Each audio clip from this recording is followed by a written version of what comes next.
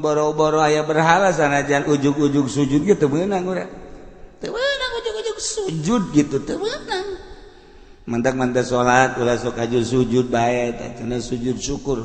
Aya aturanna sujud syukur ge boga nikmat naon teu hayoh bae. Teu bagus teh.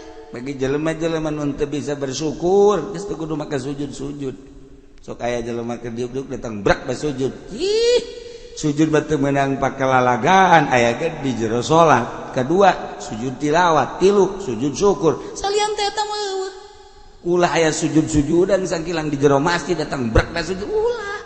Motifna naon? Tuh, ya ulah sok ilueuneun. Ulah sok ilueuneun, teu bagus ilueuneun. Aduh, masyaallah. Karim. Ya ulah sok ilueuneun sebab ilueuneun mangkena teu beres jeung lamun urang teu nyaho nanya ka kiai nanya ustad nyaho sujud syukur kumaha sujud tilawat kumaha jadi ulah sabrek-brek sujud teu lamun urang teu nyaho nanyana kudu kanu nyaho lamun nanya kanu teu nyaho berabe